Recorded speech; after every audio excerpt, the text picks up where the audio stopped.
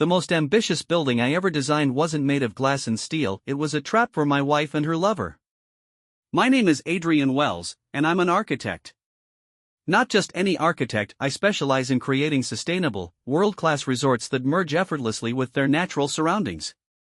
My latest project is a luxury eco-resort perched on a secluded coastline, a haven where the elite can unwind while feeling virtuous about their environmental impact.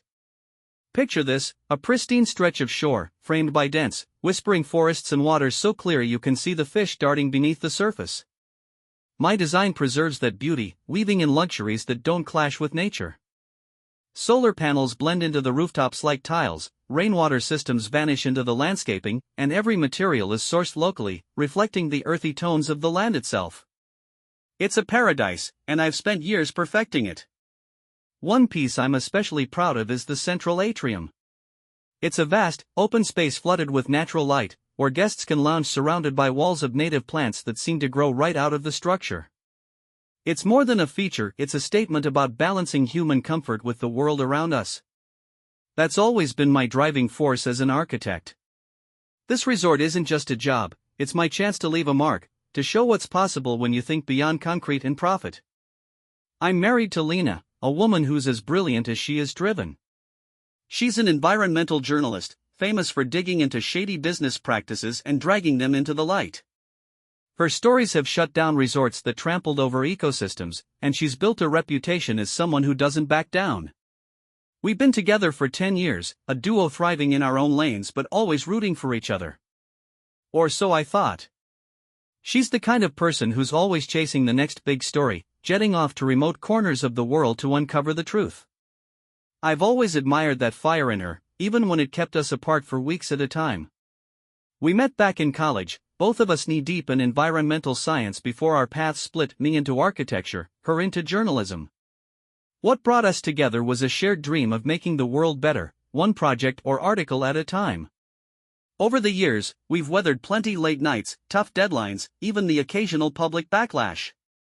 I figured we were unbreakable. For our 10th anniversary, I surprised her with a weekend trip to a little cabin up in the mountains. We hiked through the woods during the day and sat by the fire at night, talking about everything we'd built together. She told me how proud she was of the resort, how it could change the industry. I remember feeling like we were closer than ever, oblivious to the distance already creeping in.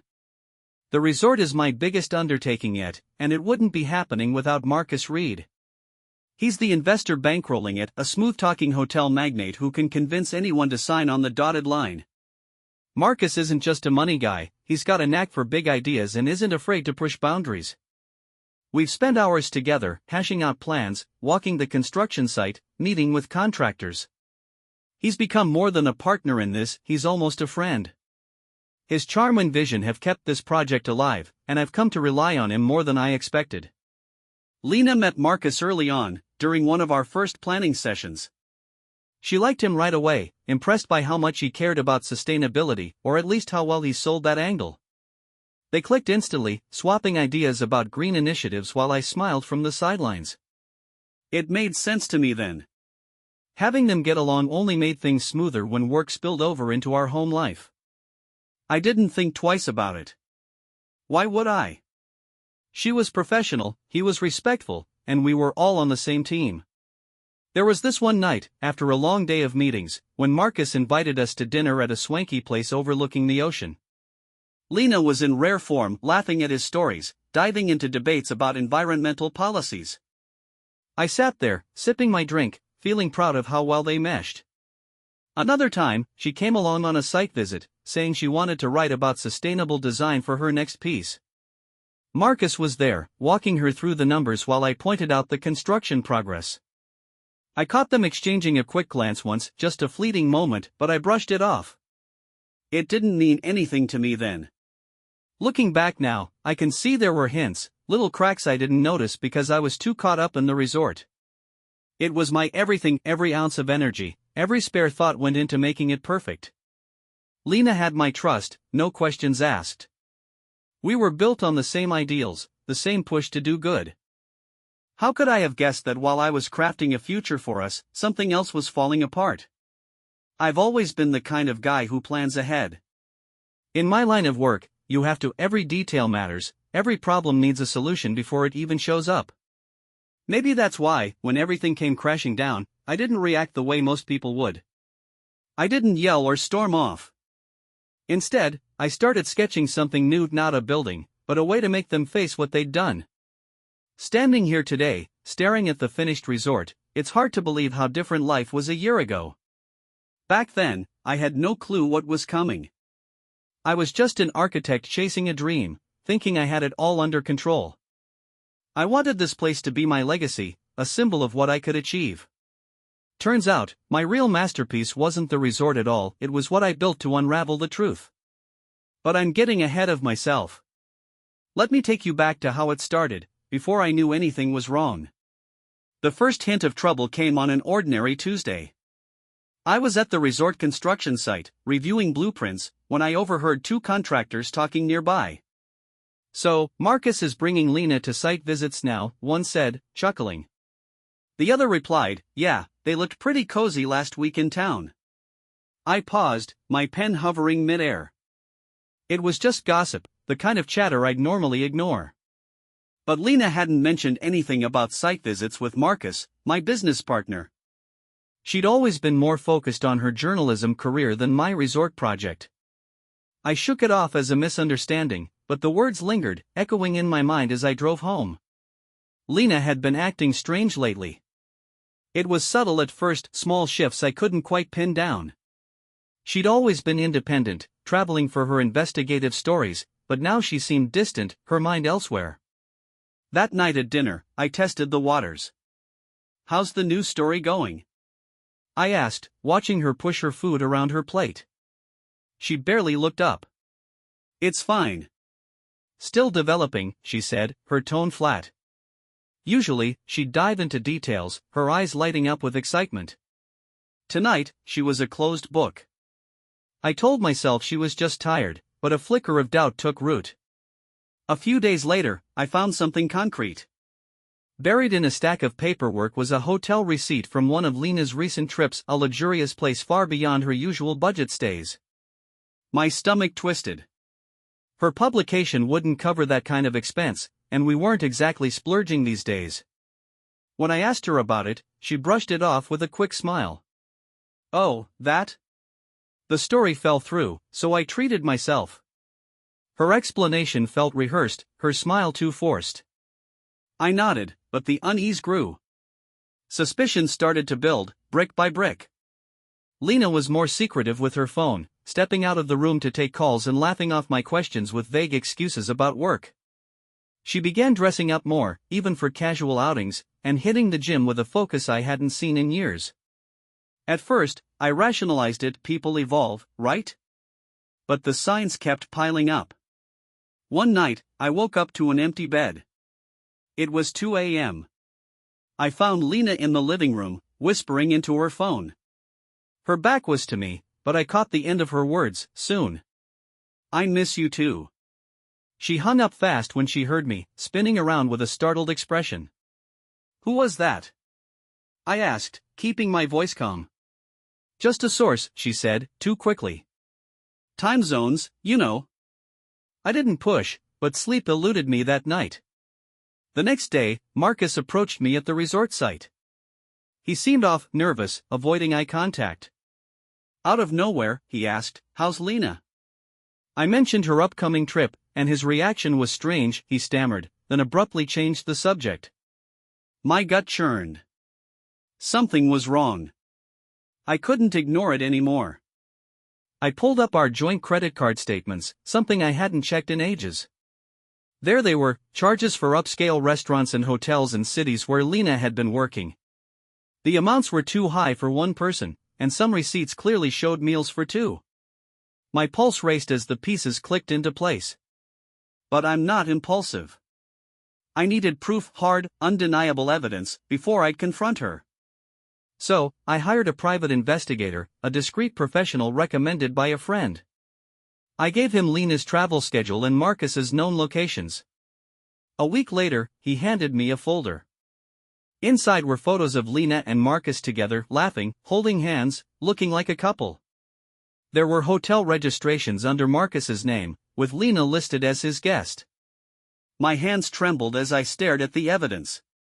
My wife was having an affair with my business partner. The betrayal hit hard, but I didn't explode. That's not me. I'm an architect. I design, I plan, I think things through. Instead of anger, a cold, calculated resolve settled over me. I wanted revenge, not in some chaotic outburst, but in a way that would cut deep. I decided to keep quiet, acting normal around Lena and Marcus while I plotted my next move. It was agonizing, swallowing every fake smile from her, every handshake from him, but I had to play the long game. The grand opening of the resort loomed on the horizon, a high-profile event with media and investors. That's where I'd strike, exposing them when it would hurt the most. For now, though, I was still in the discovery phase, wrestling with the painful truth of their betrayal.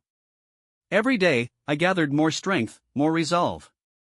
They had no idea what was coming. I sat in the dim living room, the folder clenched in my hands like a lifeline. The clock's ticking drilled into my skull, each second stretching as I waited for Lena to walk through the door. My chest felt like it was caving in, my pulse a relentless thud of anger and dread. I'd been staring at the evidence for days, photos, receipts, trail of her lies, and now it was real. She didn't know what was waiting for her. The front door clicked, and there she was, breezing in with a smile that made my stomach turn. "Hey, you're home early," she said, tossing her bag by the couch. "Everything okay?"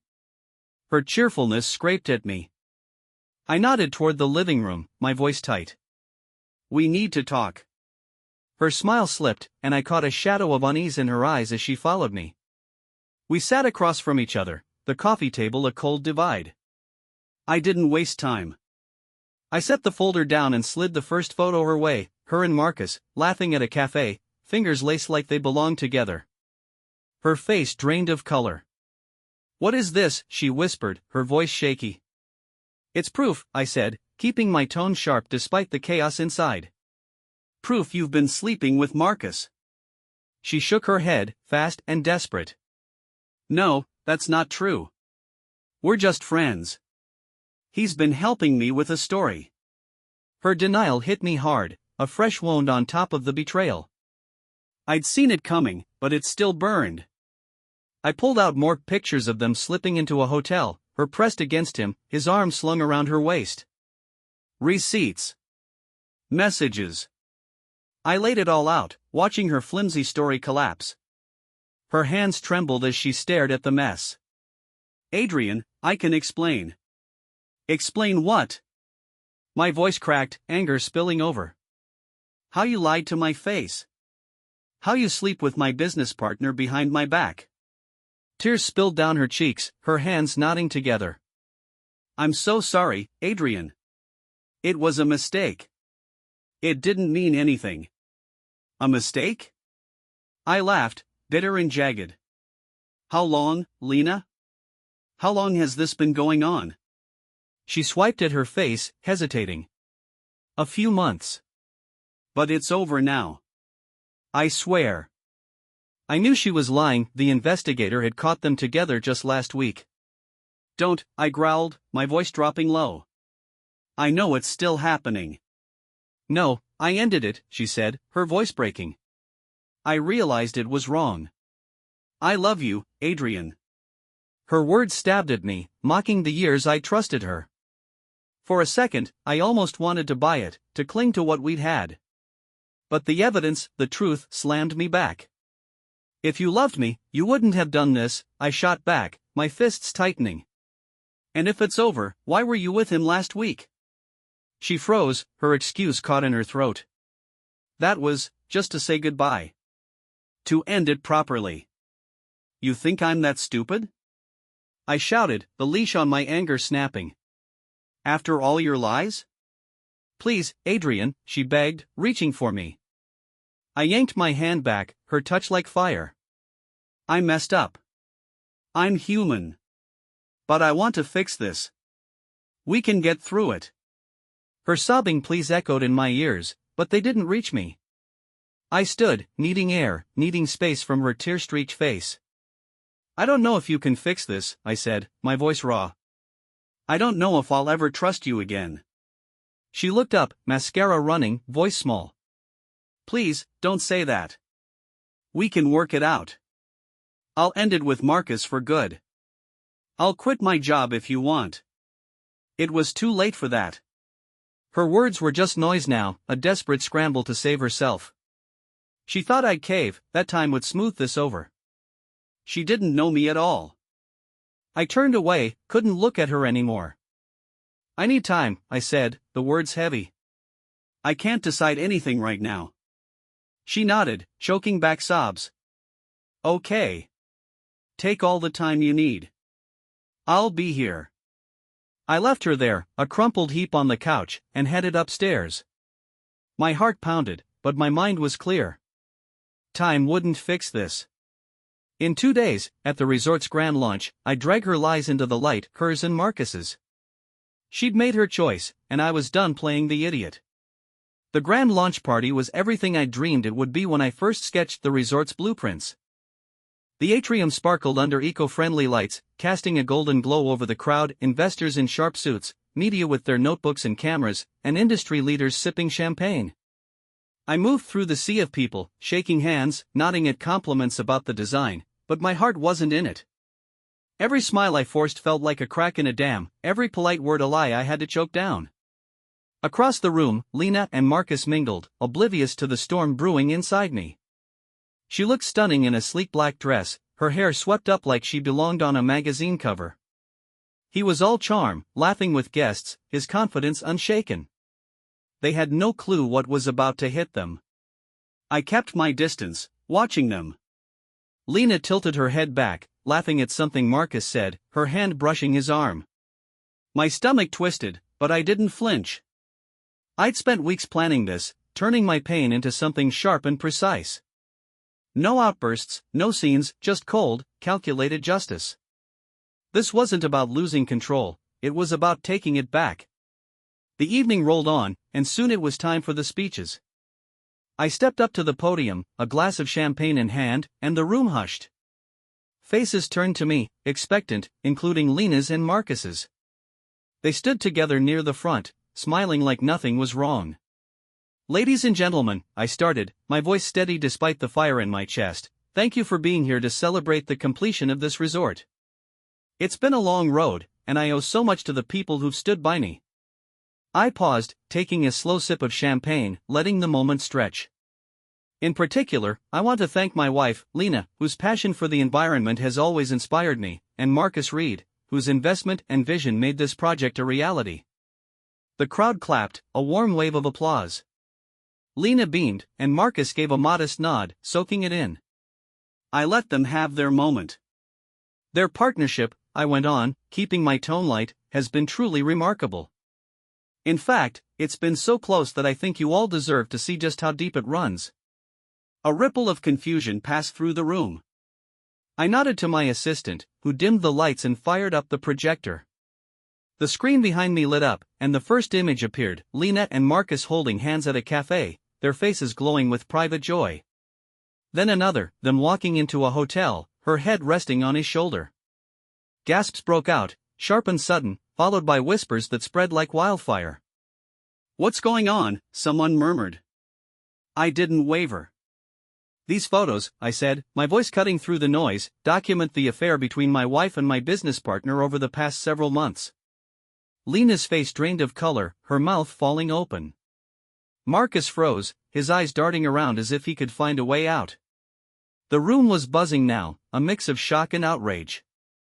But it's not just about betrayal, I continued, pulling a folded document from my jacket and holding it up. This is a record of gifts, luxury trips, a secret apartment, all funded by Marcus, while Lena built her reputation as an ethical journalist fighting corruption. The crowd lost it. People shouted, some stormed toward the exits. A gray-haired investor spun on Marcus, his voice booming. You've been using our money for this? Marcus stumbled over his words. No, it's not what it looks like. Too late.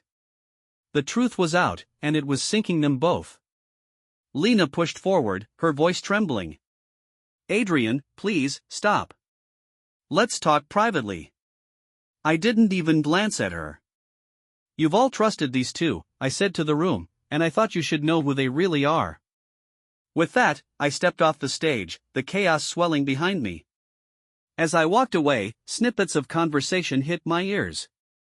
"She was supposed to be one of the good ones," a woman Lena's journalist friend muttered, her tone dripping with disappointment. A man with a phone already pressed to his ear barked, "This is front-page stuff. Get me an editor." I kept moving, my steps deliberate, my pulse steady. I'd done it. Later that night, I sat in my office at the resort, the silence wrapping around me like a blanket. The phone rang, and my lawyer's voice came through, crisp and efficient. "Divorce papers are in motion. Joint assets are frozen. She won't touch a dime." "Good," I said, the word flat, hollowed out by exhaustion. "Thanks." I hung up and leaned back, staring out at the moonlit coastline. The resort stretched before me, a masterpiece of glass and green, every line a testament to years of work. Lena's betrayal had clotted me, left scars I couldn't see, but it hadn't touched this. This was mine. My phone buzzed, reporters, old friends, even Marcus with some pathetic excuse. I let it vibrate, unanswered. Words didn't matter anymore. I stood and walked to the window, looking toward the atrium. Its walls of native plants rose tall, a symbol of everything I'd built. They tried to take it all, my trust, my life, but they couldn't have this. The road ahead loomed long and rough, but I was ready. Lena and Marcus would drown in the wreckage of their choices, their reputations shredded beyond repair. Me? I'd rebuild, piece by piece, on my own terms. Alone, yes, but free. Next day I stood in the bedroom, folding shirts into a suitcase, each crease a reminder of the routine I was leaving behind. The air was thick with the scent of Lena's perfume, lingering like a ghost I couldn't shake. I didn't look up when I heard her footsteps at the door. "Adrian," she said, her voice small, tentative. I kept my eyes on the suitcase. "You shouldn't be here. I needed to see you. To talk." I sighed, setting a half-folded shirt aside. "What's left to say, Lena? It's over." She stepped into the room, her presence pulling at memories I wasn't ready to face. "I know I hurt you. I know I destroyed everything. But please, just hear me out." I turned to her, my chest tight. "I've heard enough. I've seen enough." Her eyes were red, swollen from crying, her face a map of regret. "I never meant for this to happen. I got caught up in something I couldn't control." "Couldn't control?" I echoed, the words sharp on my tongue. "You made choices, Lena. Every single day, you chose him over me." She nodded, tears spilling over. "You're right. I did. And I'll regret it for the rest of my life." Her apology hung in the air, sincere but useless. I wanted to believe it mattered, that her regret could somehow mend the cracks, but it didn't. "Regret doesn't change what you did," I said, my voice low, steady. "I know," she whispered, her hands twisting together. "But I had to try. For what it's worth, I still love you." Those words, once my anchor, now felt like a blade twisting in my gut. "Love isn't enough," I said, the truth of it settling heavy between us. "Not after this." She reached out, her fingers brushing my arm. I stepped back, the touch too raw, too late. "Don't," I said, firmer than I meant to. Her hand fell, and she looked away, defeated. "So, this is it?" I nodded, the weight of the moment pressing down on me. "Yes. The divorce papers are ready. My lawyer will send them over." She closed her eyes, a sob catching in her throat.